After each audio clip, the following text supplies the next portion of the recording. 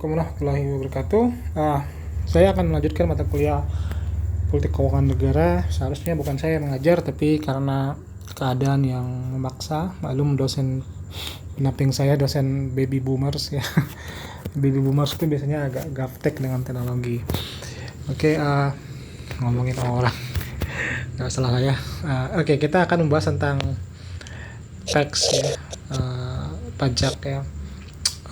Kita sudah mempelajari bahwa pajak itu kalau dalam sebagai instrumen di ekonomi makro ya, yaitu dengan cara bagaimana bisa membuat ekonomi itu kembali ke equilibriumnya ya. Bisa yang dalam expansionary fiscal policy, atau bisa yang untuk mengurangi inflationary fiscal policy ya. Itu yang kita pelajari yang di semester di waktu sebelum ujian mid. Nah, saya akan membahas teks lebih dalam perspektif politik ya. Dalam sisi ekonomi kita sudah bahas kemarin ya. Sekarang kita lihat secara politik. Teks itu sebenarnya asal-muasalnya mungkin originalinya dari agama ya. Mungkin dari ajaran agama yang paling dasar misalnya adalah zakat ya. Sebenarnya di agama lain seperti Yahudi dan Katolik pun sudah ada konsep seperti zakat ini ya. Dan tidak hanya monopoli agama Islam. Namun di mana negara atau state itu memaksa warganya untuk membayar pajak ya, itu adalah konsep yang sebenarnya sudah lama ya. Dalam sejarah agama mungkin kita kenal dengan istilah zakat. Tujuan utama dari zakat itu atau pajak pada awalnya adalah sebagai distribution of welfare ya, distribution of welfare ya. Artinya pajak itu adalah untuk memindahkan atau mendistribusikan kesejahteraan ya, misalnya dari orang yang kaya ya, kepada orang yang miskin misalnya ya. Rumahnya besar ya, ini besar dan kecil, miskin. Yang kaya dipajakin, dipajak oleh negara, lalu dikasih kepada yang miskin ya, distribution of welfare. Kemudian dengan adanya mekanisme pajak ini, maka muncullah masyarakat yang lebih ketimbang equality, yang lebih equality ya. Equity dan equality-nya kuat ya, equity dan equality ya. Karena tujuan dari pajak itu adalah mengurangi ketimpangan antara kaya dan miskin. Yang kaya membantu yang miskin. Nah, itu originally atau asal muasal kenapa pajak itu dilakukan atau dijalankan sesuai dengan misi keagamaan waktu itu. Namun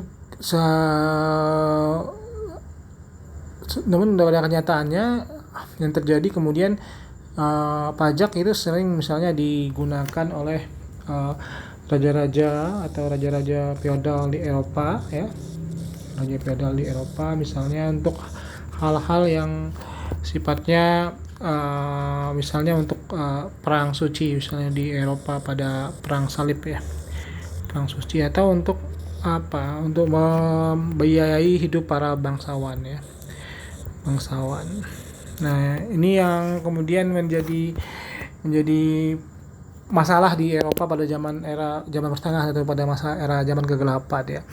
Orang raja-raja feodal di Eropa itu memungut pajak untuk alasannya perang suci ya. Yang pertama perang suci, itu membiayai tentara salib untuk berperang ke di Timur Tengah waktu itu. Lalu untuk menghidupi para bangsawan ya.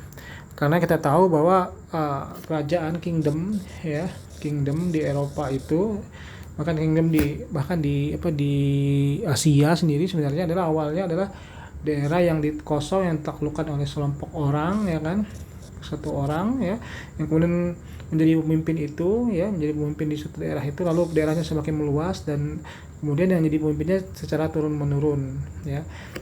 Misalnya kita ambil contoh misalnya kerajaan Majapahit misalnya, yang mendirikannya adalah orang yang nama Raden Wijaya, dan kemudian terus menjadi rajanya adalah orang-orang yang keturunan dari Danuwijaya. Jadi teori penaklukannya ya, jadi penaklukan dilakukan oleh kerajaan itu dibentuk oleh penaklukan suatu keluarga atau satu orang kuat, lalu dia berkuasa, lalu menaklukkan daerah lain, lalu dia memungut pajak ya dari masyarakat yang dia jajah atau dia kuasai itu ya, dengan tujuan untuk melakukan ekspansif lagi ya, melakukan perluasan wilayah lagi agar wilayah kerajaan semakin meluas, atau untuk kehidupan para bangsawan juga.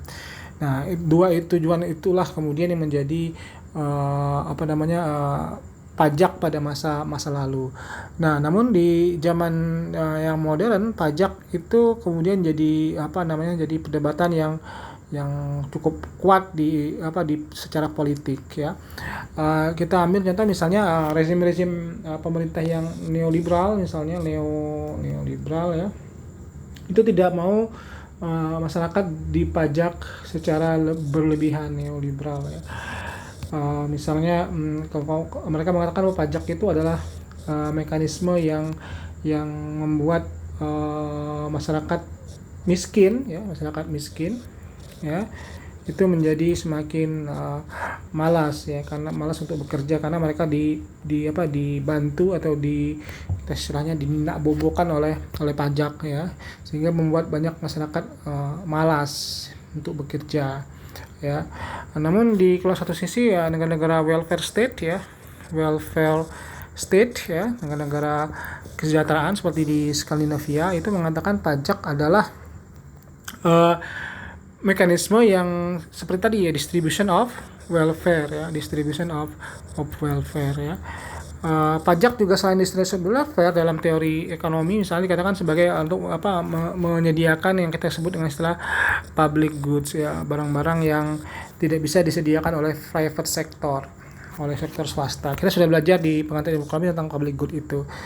Nah, dua public good itu apa contohnya? Misalnya contohnya kita ambil contoh misal udara segar ya kan, udara segar, jalan raya ya, lampu jalan ya, jalan raya, lampu jalan, bahkan pertahanan keamanan itu adalah public good ya. Mengapa dia jadi public good kita sudah bahas ya, saya nggak mau mengulang lagi. Nah, di dalam konteks negara welfare state, selain masalah dua public good tersebut, ada juga misalnya masalah jaminan sosial ya, yang tinggi ya. Jadi misalnya kita ketemu misalnya negara-negara yang memberi pendidikan secara gratis misalnya, atau kesehatan secara gratis, atau dana pensiun ya, atau unemployment benefit misalnya ya. Jadi orang yang pengangguran itu digaji misalnya ya, macam-macam ya, ada pensiun, ada pendidikan gratis, ada kesehatan gratis. Di Jerman misalnya pendidikan masih universitas itu gratis ya. Nah, dalam negara-negara welfare state, pajak itu adalah mekanisme untuk melakukan distribusi power ya, untuk public services juga public good ya. Tapi di negara neoliberal dikatakan bahwa pajak itu adalah mekanisme yang memberatkan individu sehingga membuat masyarakat itu miskin dan tidak mau bekerja keras ya. Nah, apakah seperti itu perdebatannya? Ya, kita bisa mengatakan bahwa di negara-negara neoliberal misalnya fasilitas orang mengatakan bahwa fasilitas jaminan sosialnya rendah ya. Ya, benar dalam konteks Amerika ya.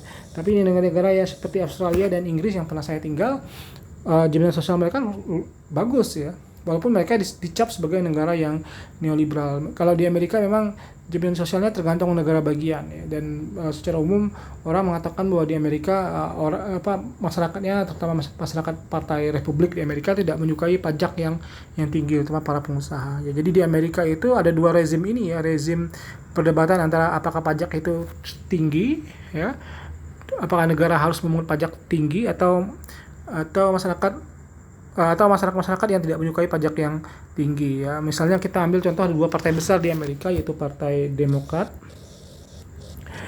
dan Partai Republik ya. Nah, perdebatan di Amerika itu biasanya adalah tentang bagaimana melakukan yang kita sebut tadi, jaminan sosial tadi. Nah, Partai Demokrat itu menyukai pajak yang tinggi ya, pajak tinggi dengan jaminan sosial yang yang lebih baik ya, sosial lebih baik. Misalnya kita kenal dengan istilah dulu adalah Obamacare misalnya, Obamacare ya. Sedangkan Partai Republik itu tidak menyukai pajak tinggi ya. Mereka tidak menyukai pajak tinggi. Mereka lebih ingin individu itu dibebaskan dari pajak, lalu berusaha berkompetisi ya, lalu menghasilkan kekayaan dengan cara tadi, dengan cara sebuah sistem yang fair di mana masyarakat bebas bekerja, bebas tanpa pajak yang mengikat ya. Nah, perdebatan inilah yang kemudian terjadi di partai di Amerika ketika terjadi misalnya musim kampanye misalnya antara Demokrat dan Republik ya. Walaupun kemudian Partai Republik kita lihat di masa Donald Trump itu lebih ke populisme ya. Populisme ini maksudnya lebih mementingkan yang sifatnya Amerika ya, make America great again. Jadi lebih mementingkan bangsa nation Amerika secara nasional ya. Jadi nasionalisme ekonomik. Jadi dia menggunakan isu-isu yang sifatnya nasionalisme, anti China, anti produk-produk China ya, anti produk-produk Tiongkok. Dan inilah kita kenal istilah populisme. Nah, ini yang terjadi di Amerika hari ini. Bahwa Partai Publik tidak lagi bicara tentang liberalisme yang besar seperti zamannya Ronald Reagan ya, atau zamannya George Bush, tapi sekarang isunya dibawa Trump ke isu populisme, anti Cina, anti produk Cina, anti ekspor, anti barang-barang impor, melindungi para pekerja dari serbuan produk-produk asing menggunakan isu populisme. Dan Partai Demokrat tetap membawa isu tentang jaminan sosial, pajak tinggi, tapi dengan konsekuensi pajak tinggi. Misalnya calon presiden Amerika bernama Andrew Yang misalnya membawa visi tentang universal basic income yang memajak semua yang kita makan ya.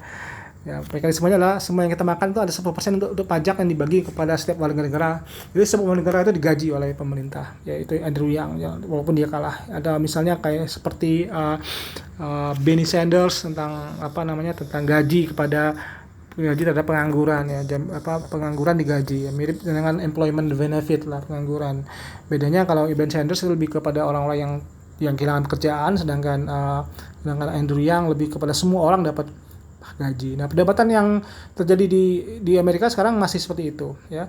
Hal yang sama juga akan ketemu di negara-negara di Eropa lain seperti di Amerika, di Inggris dan di Australia ya. Di Inggris misalnya partai-partai konservatif sekarang isunya adalah isu-isu yang sifatnya populisme, misalnya anti Uni Eropa ya, anti imigran ya. Seperti itulah yang kemudian terjadi di Inggris hari ini ya. Misalnya partai konservatif itu lebih senang ke isu-isu anti imigran ya. Dengan partai liberal sama tadi jaminan sosial. Ini perdebatan di Eropa hari ini.